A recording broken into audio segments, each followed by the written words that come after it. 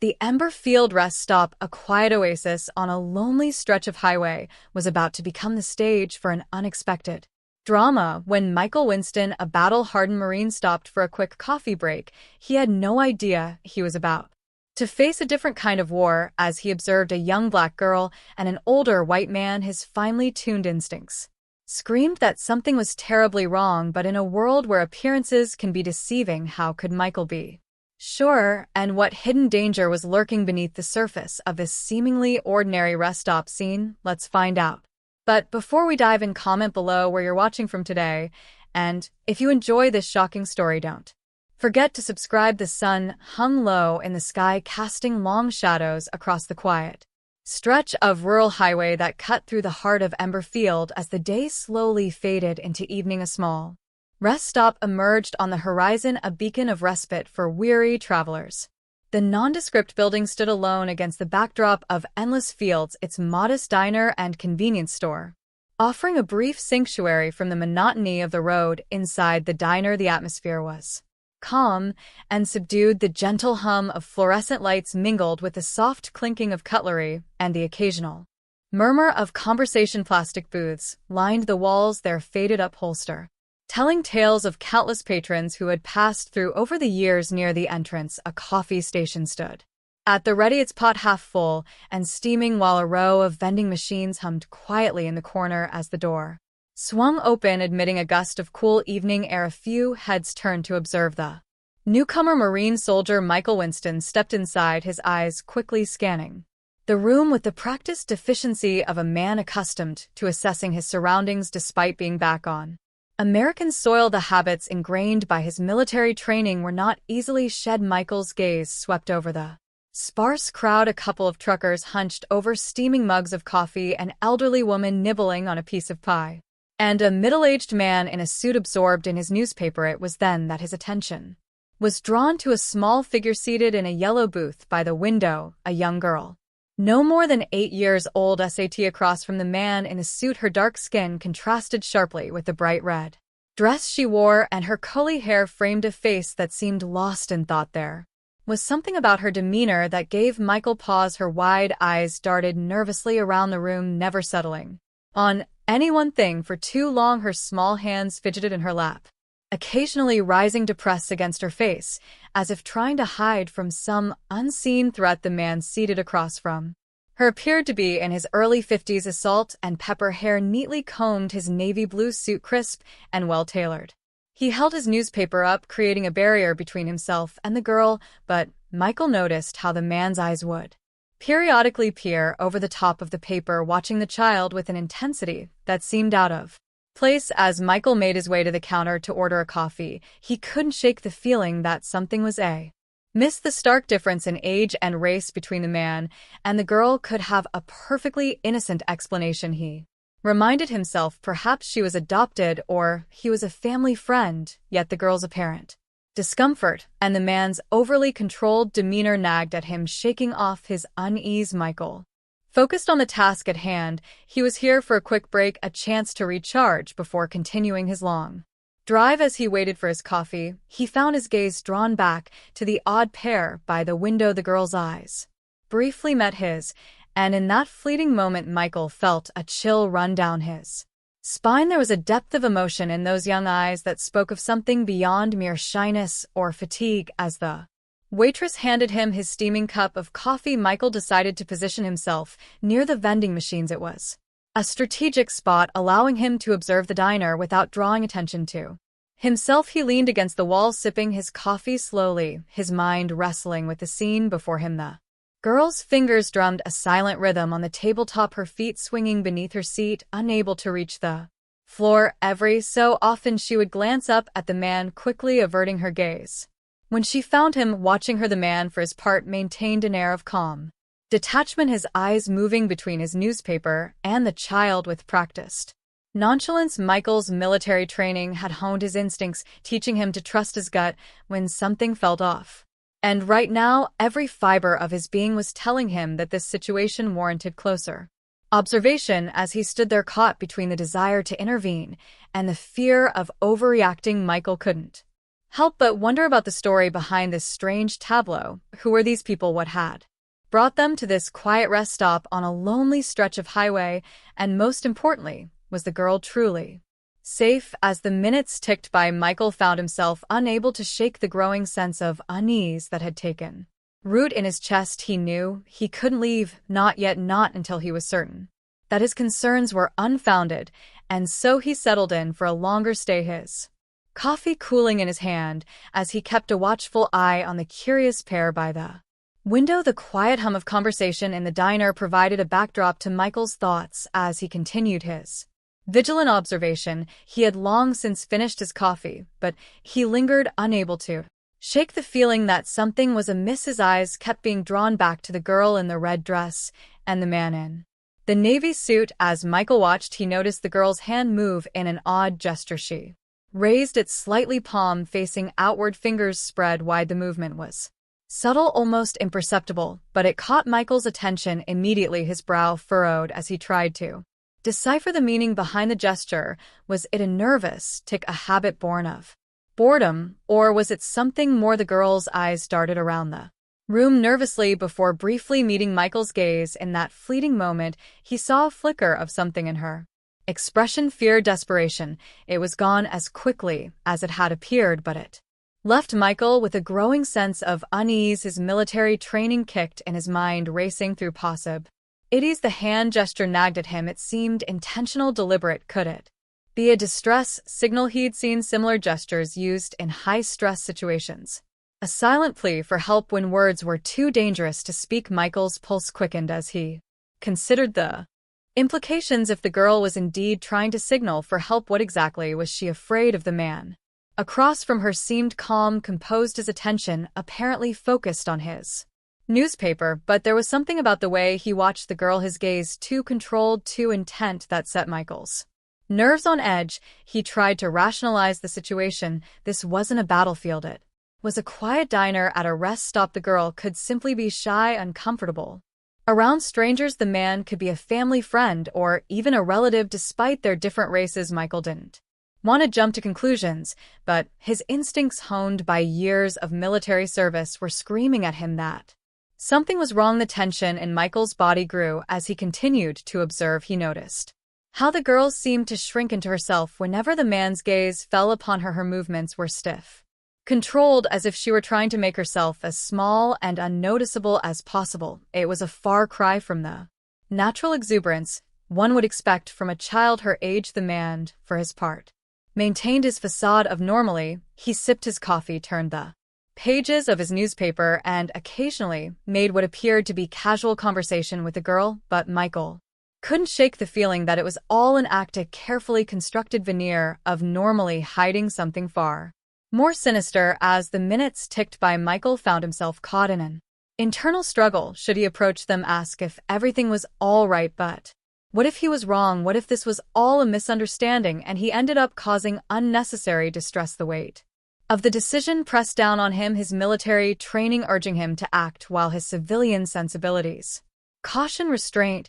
He decided to wait, to watch a little longer. If the girl made the hand signal again, if he saw any clear signs of distress, then he would intervene. Until then, he would remain vigilant, ready to act at a moment's notice. As he stood there poised on the knife's edge between action and inaction, Michael couldn't help but reflect on the strange turns life could take. Just days ago, he had been in a war zone facing clear and present dangers. Now back on American soil, he found himself embroiled in a different kind of conflict, one where the lines between right and wrong, action and overreaction, were frustratingly blurred. The minutes stretched into what felt like hours as Michael maintained at his vigilant watch. The initial burst of adrenaline had faded, replaced by a steady humming tension that thrummed through his body. He knew he couldn't stand there forever. Coffee cup long since emptied, without drawing. Feeling a growing sense of unease and needing to justify his continued stay at the diner, Michael decided to take action. Approaching the counter, he quietly ordered, "I'll take a sandwich and some snacks for the road." His tone was calm and measured. As the waitress went off to prepare his order, Michael's eyes drifted once more to the girl and the man. The dynamic between them seemed to have shifted subtly. The girl's demeanor had changed, Her hands remained on the table, but her gaze was fixed downward, avoiding the room entirely. Most notably, the signal she'd made earlier, the one that had caught Michael's attention, was absent this time. Michael's brow furrowed as he observed the man lean toward the girl, murmuring something too faint for him to catch.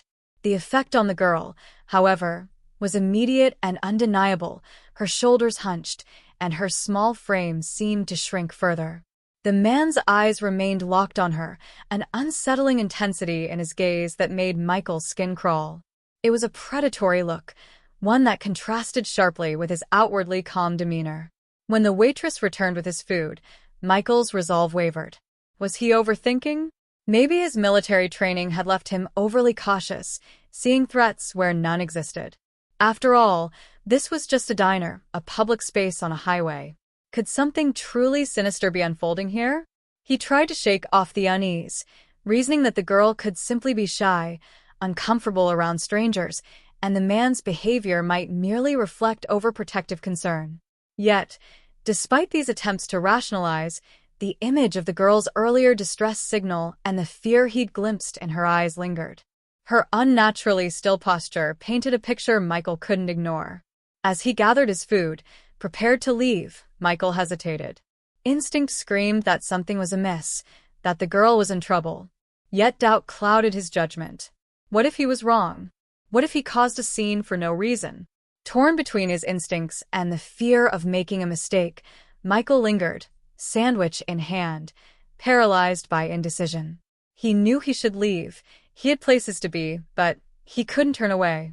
Something deep inside urged him to stay, to keep watching. His eyes drifted back to the girl. She sat small and vulnerable, a splash of red in the dull diner. Her stillness spoke volumes. She seemed braced for something terrible.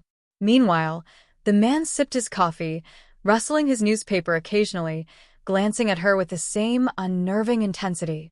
To a casual observer, they might appear as an odd pair, a guardian and his ward, perhaps, but Michael wasn't just a bystander. His training taught him to notice the subtle signs others missed, and everything he saw reinforced his suspicion.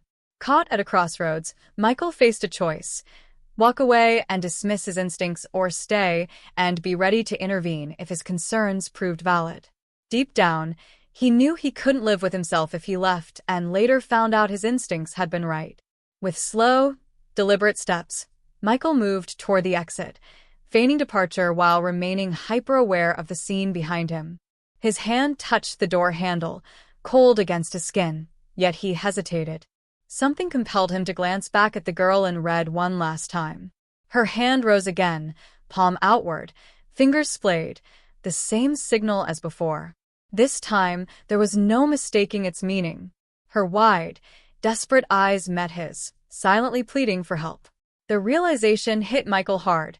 This wasn't just a shy girl dining with her father. There was something far darker at play. His doubts evaporated, replaced by the clarity of purpose. The girl needed help, and he was the only one in a position to act. Releasing the door handle, Michael straightened his posture. His jaw set with determination, he stepped back into the diner. His instincts, honed on battlefields far from here, urged him forward. Protecting others was second nature, a duty he couldn't ignore. Carefully, Michael approached the table, his eyes trained on the pair. The girl's fear was palpable, and the man's stillness hinted at concealed violence. Though his steps were calm, every muscle in Michael's body was ready for action. Leaning slightly, Michael addressed the girl directly, his voice gentle yet firm. "Is everything okay here?" he asked, focusing on her while keeping the man in his periphery. The girl hesitated, her small frame trembling. She glanced quickly at the man, then gave a stiff, robotic nod. Her whispered yes was barely audible, and her fear was unmistakable. Michael stepped back, appearing to accept her answer. As he turned toward the door, the man called after him, his voice overly cheerful. "Thanks for your service." But Michael wasn't leaving. He stepped outside only to reposition himself strategically, his training guiding every move. Dialing 911, Michael provided a precise report, detailing the girl's distress and the man's controlling behavior. He remained on high alert, watching the diner's entrance while ensuring the police had every detail they needed. When the sirens finally pierced the quiet evening, Michael felt a wave of relief. As the police entered the diner, Michael followed closely. What unfolded next would determine the girl's fate, and Michael was prepared to do whatever it took to protect her. It was one of the officers who spoke first. "Sir, we'd appreciate it if you could come down to the station as well. We'll need a formal statement, and, well, you seem to have a calming influence on the girl." Michael gave a slight nod, his eyes shifting to Zoe. She was watching him closely, her expression a mix of hope and fear.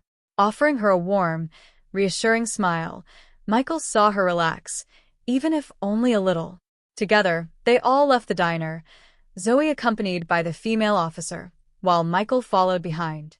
As they exited, the weight of the situation bore down on them. What had initially seemed like a suspicious encounter at a roadside diner had quickly spiraled into something far more dire.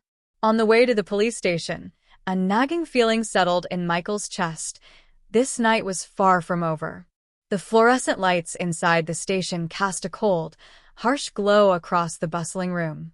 Officers moved with purpose, their voices blending into a low hum broken only by the ring of phones or the clatter of computer keys. In one corner sat Greg, handcuffed to a chair. His earlier confidence had evaporated entirely, leaving behind a man who looked utterly defeated. As the officers processed him, the layers of Greg's background began to unravel. They searched for any clue that could explain his connection to Zoe. Still pleading his case, Greg insisted, "I'm her father." His voice cracked with desperation as he shouted, "You've got it all wrong." But his protests were ignored as the investigation pressed on. Hours passed, filled with relentless questioning and detailed background checks. The tension in the station thickened as the truth slowly emerged. Small discrepancies in Greg's story initially raised eyebrows, but as more facts surfaced, the reality became shocking. Greg wasn't Zoe's biological father. He was her stepfather, recently married to her mother. The revelation sent ripples through the station. Greg had no legal rights to Zoe, no authority to have removed her from her school earlier that day. But the horror didn't end there. As the officers dug deeper, they unearthed a darker truth. Months earlier, after a bitter custody battle, Zoe's mother had lost custody, and her biological father had been awarded full rights. Greg had conveniently left this detail out. Piece by piece, the puzzle came together, revealing something sinister. Greg and Zoe's mother had orchestrated an elaborate plan to abduct Zoe from her daycare. Among Greg's belongings were documents outlining their intention to flee the country, circumventing the court's decision, and disappearing with the child. The gravity of what had been narrowly avoided struck everyone involved. The officers' faces grew grim as they processed the full scope of the situation. Just how close Zoe had come to being taken forever sent chills through the room. The station's door suddenly swung open, and in rushed a man whose face was a blend of panic and relief. Zoe's biological father. Unaware of the events until he received a call from the police, his world had been upended in an instant. His frantic gaze searched the room until it landed on Zoe, who sat by a desk looking small and forlorn. "Zoe," he cried, his voice breaking with emotion. Her head snapped up, her eyes wide with recognition. "Daddy," she called, running to him. He dropped to his knees, pulling her into a tight embrace as tears streamed down his face. "I've got you now. You're safe," he whispered, his voice thick with emotion. Nearby, Michael stood quietly, giving the reunited family space. Watching Zoe clutch her father, her sobs now born of relief, he felt an overwhelming sense of accomplishment. Greg, meanwhile, was escorted to a holding cell, his earlier protests now reduced to mumbled pleas for leniency. The reality of his actions and the consequences finally hit him, leaving him utterly defeated. Though the night was far from over, with statements still to be taken and justice to pursue, seeing Zoe safe in her father's arms brought a much-needed sense of closure. Michael reflected on how his instincts that evening had led to this moment, one where good had triumphed over potential tragedy.